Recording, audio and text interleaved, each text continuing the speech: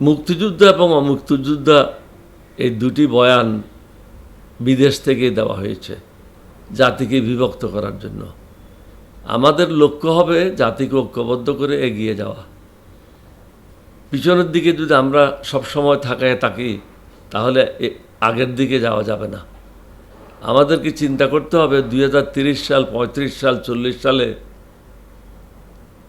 দেশে কী অবস্থা হতে পারে, এগুলি কীভাবে মোকাবেলা করব। সংস্কারগুলি সম্পন্ন করে বিরোধী দলের সাথে বসে এই সমস্ত সমস্যাগুলি কীভাবে সমাধান করবে তার উপায় বের করা উচিত। পিছনের দিকে থাকলে আগের দিকে যাওয়া যাবে না। গণভোটের রায় সরকার মানতে চাচ্ছে না। আপনি একজন বর্ষিয়ান রাজনীতিক হিসেবে এর পরিণতি কি হতে পারে বলে মনে করেন? ইউনূস সরকার যখন এই সংস্কার নিয়ে আলোচনা করছিল তখন বিএনপি সহ সবাই ওখানে উপস্থিত ছিল এবং বিএনপির নেতারা যখন নির্বাচনে জনসভা করে তারা প্রকাশ্যে সবাইকে বলছিল আপনারা দুটা ভোট দেবেন, একটা তাদের মার্কায় ভোট দেবে আর একটা হলো গণভোটে ভোট দেবে, সংস্কারের জন্য ভোট দেবে। সুতরাং এটা ঐক্যমতের ভিত্তিতেই দুইটা ভোটের ব্যবস্থা করা হয়েছিল। আমি মনে করি এই সংস্কার এবং সংশোধন যদি করে সংবিধানে, এতে বিএনপির কোনো ক্ষতি হবে না, বরং বিএনপি লাভবান হবে। বিএনপি আগে যে 31 দফা দিয়েছিল সেখানেও কিন্তু এই সংস্কারের কথা লেখা ছিল। এই সংস্কারে কিন্তু জামাত বা 11 দলীয় জোটের কোনো উপকারের জন্য হয় নাই। এটা সার্বিকভাবে দেশের জন্য যেটা প্রয়োজন সেটাই আমরা আলাপ আলোচনার মাধ্যমে ঐক্যমত পোষণ করি। অতীতের অভিজ্ঞতার আলোকে যেখানে যেখানে ভুলভ্রান্তি ছিল, যে সমস্ত কারণে প্রধানমন্ত্রী স্বৈরাচার হয়ে উঠত বা সরকার স্বৈরাচারের মনোভাব নিয়ে দেশ পরিচালনা করত, তারই আলোকে এই সংস্কারগুলি আনা হয়, আলোচনা হয় এবং আমরা ঐক্যমতে পৌঁছি এবং 70% লোক গণভোটে তাদের রায় দিয়েছে। সুতরাং বিএনপি যদি এটা না করে বিএনপি ক্ষতিগ্রস্ত হবে, আমরা না। কেউ কেউ বলে বিএনপি জোটে আপনি যদি থাকতেন তাহলে এমপি এবং মন্ত্রিত্ব দুটোই পেতেন। আপনার মন্তব্য কি? আমি তো নির্বাচনই করি নেই এবং নির্বাচন করতামও না। সুতরাং এখানে এমপি হওয়ার বা মন্ত্রী হওয়ার কোনো প্রশ্নই আসে না। মুক্তিযোদ্ধা হয়েও আপনি জামাতের নেতৃত্বে জোট করলেন। এখনকার জামাত আর ওই সময়ের জামাতের মধ্যে আপনি কি তফাৎ দেখেন? আগে জামাতের বিরুদ্ধে অনেক বক্তব্য ছিল, যুদ্ধ অপরাধীরা ছিল। বর্তমান জামাতে কোনো যুদ্ধ অপরাধী নেই। আমি একাধিকবার বলেছি তাদেরকে রাজাকার বলাটা ঠিক হবে না, কারণ এখন যারা আছে তারা স্বাধীনতা যুদ্ধের বিরুদ্ধে কোনো অবস্থান নেওয়ার সুযোগ ছিল না। তারা অপ্রাপ্তবয়স্ক ছিল, তারা যুদ্ধে অংশগ্রহণও করে নাই এবং যুদ্ধের বিরুদ্ধে কোনো অংশগ্রহণও করে নাই।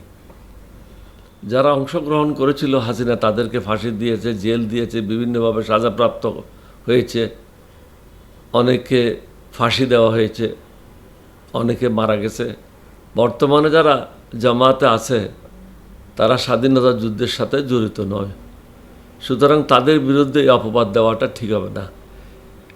মুক্তিযুদ্ধ এবং অমুক্তিযুদ্ধ এই দুটি বয়ান বিদেশ থেকে দেওয়া হয়েছে জাতিকে বিভক্ত করার জন্য।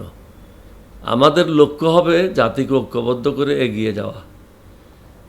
পিছনের দিকে যদি আমরা সবসময় থাকায় থাকি তাহলে আগের দিকে যাওয়া যাবে না।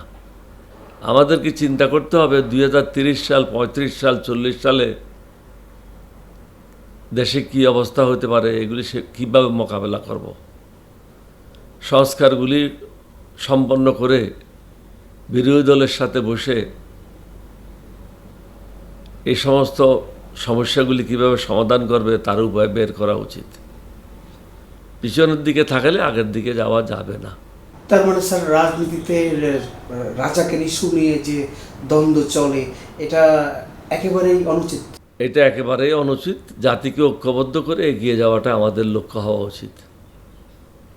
বিদেশিদের বয়ান হলো বাংলাদেশকে ধ্বংস করা, আর আমাদের লক্ষ্য হবে দেশকে এগিয়ে নিয়ে যাওয়া। আমাদের ছেলে মেয়েরা চাকরি পাচ্ছে না, গরিব মানুষেরা নিত্য প্রয়োজনীয় দ্রব্য কিনতে পারছে না, বাজারে অস্থিরতা, সমাজে অস্থিরতা, প্রতিনিয়ত খুন খারাপি হচ্ছে, আইনশৃঙ্খলার ক্রমবর্ধমান অবনতি, অর্থনৈতিক অবস্থা মন্দা, অনেক শিল্প কারখানা বন্ধ হয়ে যাচ্ছে, বিদেশি বিনিয়োগ আসছে না, বিদেশি বড় বড় যে কোম্পানিগুলি আছে তারাও আস্তে আস্তে গুটিয়ে নেওয়ার চিন্তা করছে, সংকুচিত হচ্ছে। আমাদের যে সমস্ত ছেলে মেয়েরা বিদেশে আছে, চাকরি করছে, মধ্যপ্রাচ্যের যুদ্ধের কারণে অনেকের চাকরিচ্যুত হয়েছে, অনেকে দেশে ভয়ে ফিরে আসছে। এখানে রেমিটেন্সের পরিমাণও দিন দিন হ্রাস পাবে। সুতরাং আমাদের সব জিনিসগুলি বিবেচনায় নিয়ে সরকারি দল এবং বিরোধী দল ঐক্যবদ্ধভাবে দেশের এই সমস্যাগুলি কীভাবে সমাধান করবে সেটা নিয়ে চিন্তা ভাবনা করা উচিত। বিভিন্ন ছাত্র সংসদ নির্বাচনে শিবিরের ভালো ফলাফল আমরা দেখতে পাচ্ছি, এর রহস্য কি? এটার কোনো রহস্য নেই, কারণ যারা বিভিন্ন ইউনিভার্সিটিতে লেখাপড়া করছে তারা মনে করে ছাত্র শিবির চাঁদাবাজি করে নাই, সন্ত্রাসী করে নাই, লেখাপড়ায় তারা মনোযোগী এবং তারা ভালো পরিবেশ বজায় রাখার জন্য বদ্ধপরিকর। সুতরাং ছেলে মেয়েরা তাদের দিকে ঝুঁকে পড়েছে, এটাই হলো আসল কথা। পশ্চিমবঙ্গে বিজেপি ক্ষমতায় আসার পর ভয়াবহ পরিস্থিতি তৈরি হয়েছে। মুসলিম নিপীড়ন চলছে, মসজিদে আজান বন্ধ, কোরবানি দেওয়া বন্ধ। আপনার প্রতিক্রিয়া কি? আমার মনে হয় এটা ভারত সরকার খুবই অন্যায় কাজ করতেছে। কারো ধর্মের উপর আঘাত করা এটা মনুষ্যত্বের বাইরে। আমাদের ধর্ম কখনো এটা অ্যালাউ করে না। কোনো ধর্মের উপর আঘাত করুক বা কোনো ধর্মের অনুসারীদের উপর আঘাত করুক, এটা ইসলাম ধর্ম পারমিশন দেয় না। যার জন্য আমরা প্রত্যেকটা নাগরিকের অধিকার সমানভাবে দেখার চেষ্টা করি। হয়তো ভুলভ্রান্তি থাকতে পারে, কিন্তু আমরা কারো ক্ষতি হোক সেটা কামনা করি না। ভারতেরও উচিত, তারা বলে সবসময় আমরা আপনাদের প্রতিবেশী, যদি ভালো প্রতিবেশী হও তাহলে আমাদের বিরুদ্ধে প্রোপাগান্ডা কেন চালাও?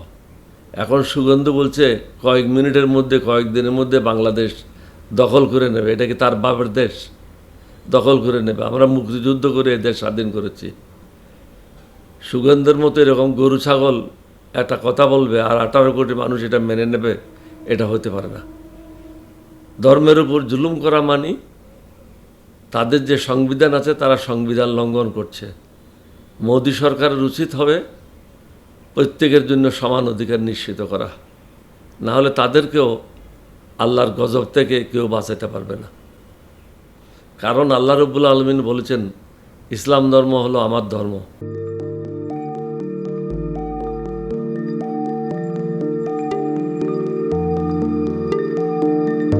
পহেলা জানুয়ারি 2026 ইউটিউব জার্নালিজমের অগ্রদূত changeTV.press সংগ্রাম মুখর 7 বছর পেরিয়ে পা রাখলো গৌরবান্বিত 8 বছরে। এই আনন্দ প্রহরে সবাইকে নিরন্তর শুভেচ্ছা। আমি নিজেকে ধন্যবাদ মনে করি। আমি সৌভাগ্যবান, চেঞ্জ টিভির পক্ষ থেকে আমার সাক্ষাৎকার নেওয়ার জন্য তারা আসছেন এবং চেঞ্জ টিভি দীর্ঘ 8 বছর ধরে এই কাজগুলি করছে। আমি তারা অনেক ভালো কাজ করেছেন, দেশের মানুষের সুখ দুঃখের কথা প্রত্যক্ষ তুলে ধরছেন। আমার আশা থাকবে চেঞ্জ টিভি সামনের দিকে উত্তরোত্তর আরও সমৃদ্ধ হবে।